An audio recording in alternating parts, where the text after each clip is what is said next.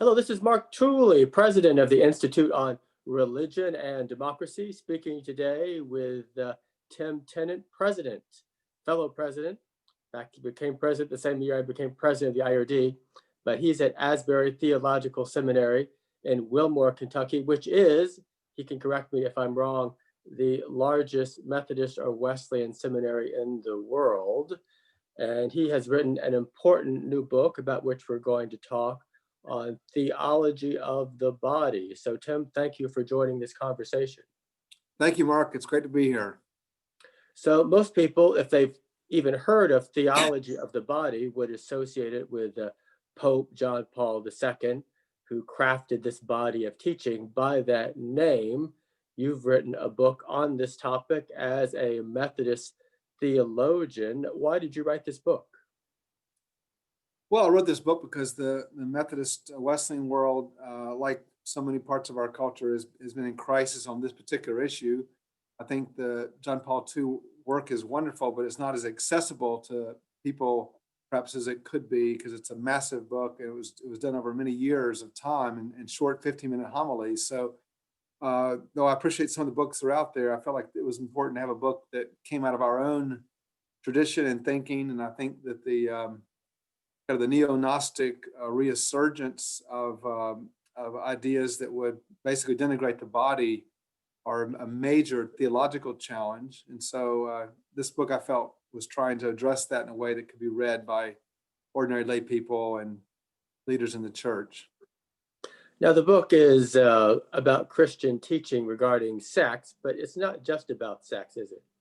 No, this book, I really tried to actually address the question differently. I think if you were to talk to non-Christians around the country, they would probably largely believe that Christians are against a lot of this behavior, like homosexual behavior or gender reassignment and so forth. And so I was kind of conceding the fact that the culture realizes that we're against these things, but the question is, what are we for? What is the compelling vision that unites Christians historically regarding the body? So this book is actually entitled For the Body, because it's meant to be a positive affirmation. And so the book deals with everything from not just sexual activity, but things like gender reassignment, the way advertisements happen on billboards and on media, how we talk about the way the body is portrayed in a wide variety of settings and culture, obviously pornography, et cetera. So it's dealing with a lot of issues, even things like doctor-assisted suicide, abortion. There's just so many issues. And so I think one of my concerns actually was that the church has felt like we're fighting like 15 separate, battles or skirmishes. And what I argue in the book is, in fact, we don't have 15 battles. We actually have one battle. The central challenge of our time is about the body. And is the body merely a biological, functional, utilitarian category, or is it in fact a theological category which points to divine mysteries? And that really is at the heart of the book.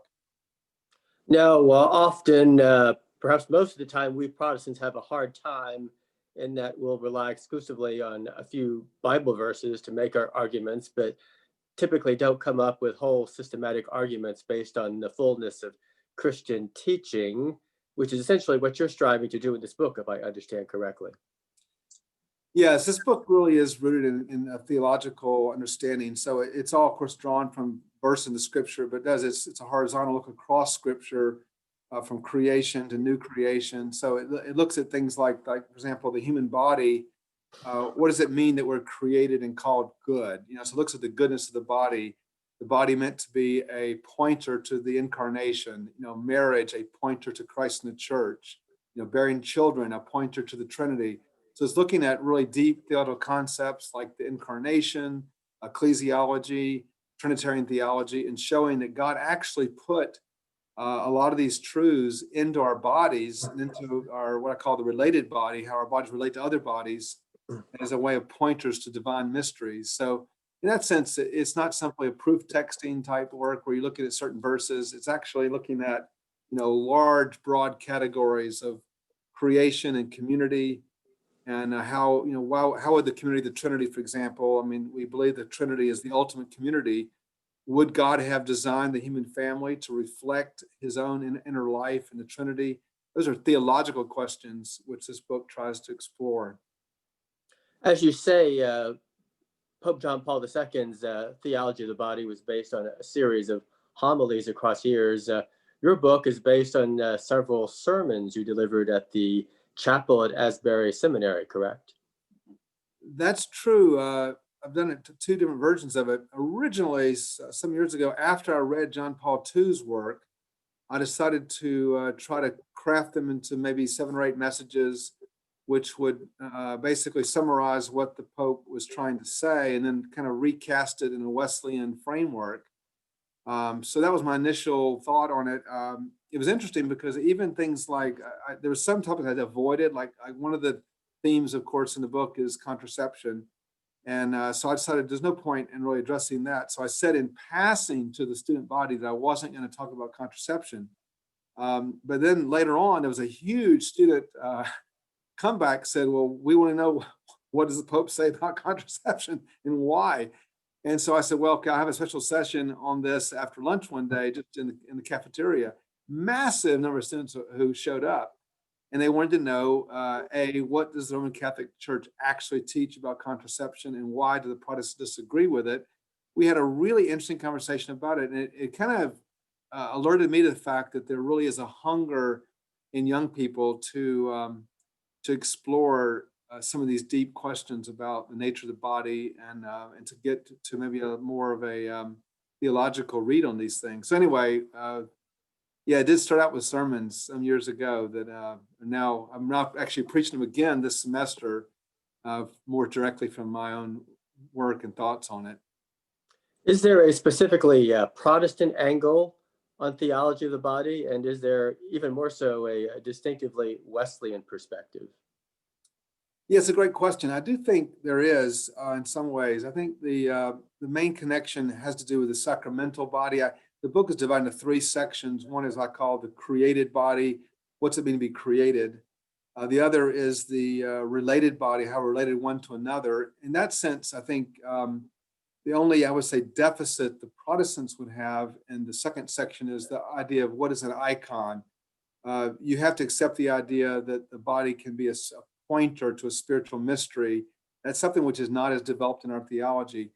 But when you come to the third section on the sacramental body, it really comes down to how we talk about sacraments. And so the sacraments, of course, in the Protestant tradition are generally, I think, have 2 challenges. One is that we tend to reduce them to the 2, Eucharist and baptism. And we don't look at any sacraments Trinitarian-wise, just through what Christ established. But then secondly, we've typically viewed kind of ministry of the pastor in terms of word and sacrament. And so the word is the public ministry of the church to the world, and sacrament is God's work in our lives. So I have to recast that in ways, but this is where I think the Wesleyan message really helps, because the Wesleyan, as you know, part of Wesley's work was to address certain things in the Reformation he felt were not properly developed well. One was Trinitarian theology, right? So you have much more of a stronger pneumatology. And though Wesley didn't introduce multiple sacraments beyond the 2, he did institute the means of grace. So the means of grace, which is much more developed, he got it from the Puritans, but he developed it more profoundly in his own writings. I think it actually helped me a lot, because I'm actually making the point in the book, for example, that all the means of grace can only happen in the body. So the Eucharist happens in the body, baptism happens in the body. You hear scripture with your ears, etc. Serving the poor happens with your body. So a lot of the ways that Wesley was very intentional about connecting the theology of Christian living with the whole of life, not just a justification kind of reductionism of salvation, to me is a very beautiful Wesleyan contribution. So I think the synergistic kind of vision of Wesleyanism was much more conducive to this than some Protestant theologies.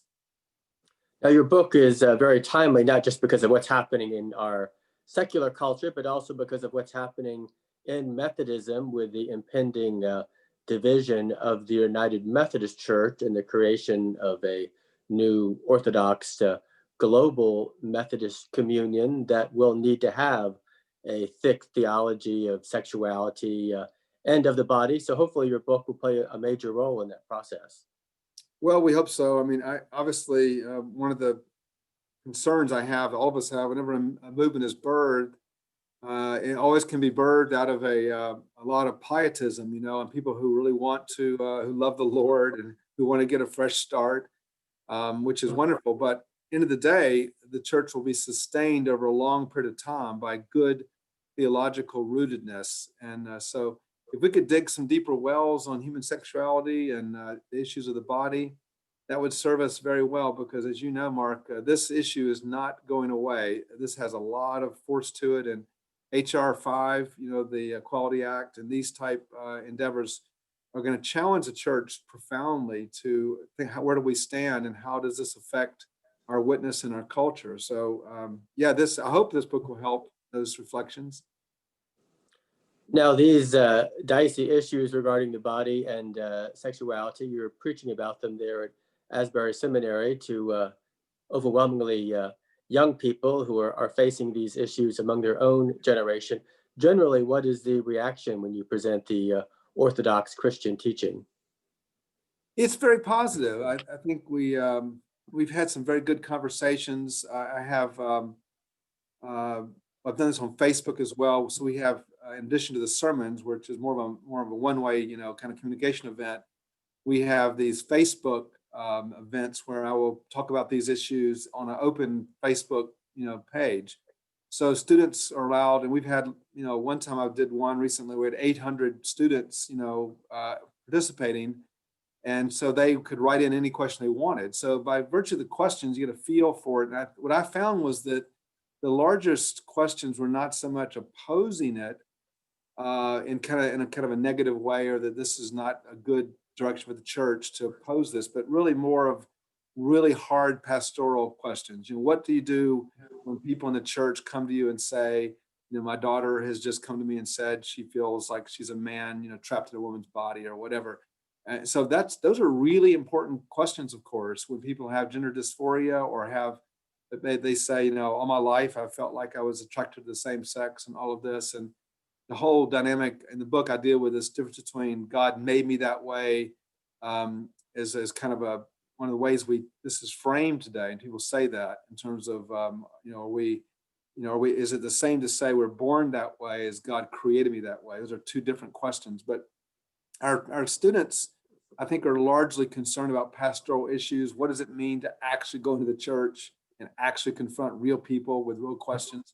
And that to me is good. Those are good things. I felt mostly those are the kinds of things people raise questions about. I mentioned that Asbury is the largest Methodist or Wesleyan seminary in the world, but it's quite extraordinary that you all have experienced an increase in enrollment this semester, even in the middle of a pandemic, and you have, is it 1,700 students now? Now over 1,800 students now. So well, there's 270 schools in the association of theological schools. That's across all of North America that are accredited, and only 9 of those schools out of 270, and then another 30 associate members, almost 300 schools. Only 9 of those schools have grown 5 consecutive years. We've actually grown 7 consecutive years. So it's a pretty unusual grace of God at Asbury at this time to be growing, because the industry as a whole has been under a lot of pressure. We count it as that God has plans for the Wesleyan movement, and God keeps sending us students. And our students actually tell us, we learn a lot about why someone comes. We interview every student, and why are you coming here as opposed to somewhere else? And they tell us they're coming because they believe that we are committed to historic orthodoxy. That's the number one reason why someone comes to Asbury. So it tells me that students, actually young people, are actually interested in historic orthodoxy, which is very encouraging. And not just historic orthodoxy, but historic Orthodox Wesleyan principles. That's unusual in American seminary education. It is. It really is. And Asbury is confessionally Wesleyan, and a lot of our students come here who may not know exactly what that means, but they feel instinctively there's something about Wesleyanism which tends to combine a lot of things that have traditionally been dichotomized in the church. It tends to synthesize those very well, including things like, evangelical faith and social action are things that students today are more attentive to, more aware of, and justice issues. And so they sense in the Wesleyan vision a way all of that comes together in a beautiful way that is still resonant with the gospel. So anyway, those are some reasons we are just mostly just thankful to God. Of course, Asbury is pan-Wesleyan. You have students from many Wesleyan denominations and some who come from not specifically Wesleyan denominations, but a majority of your students are United Methodist and will be facing this impending division of their denomination. And there will be a lot of responsibility on the part of Asbury in being the leader of seminary education in the new Orthodox Global Methodism. Are you ready for that new responsibility? We are ready. We are ready. We got a great faculty, got a great facilities. One of the things we are doing to accommodate that is to launch what we call Asbury Global. So if you haven't followed Asbury for some years, you'll probably be surprised to know we now have Asbury locations, not only in Orlando, which had for 15 years, but now we have a new site that's flourishing in Memphis and in Tulsa and in Colorado Springs.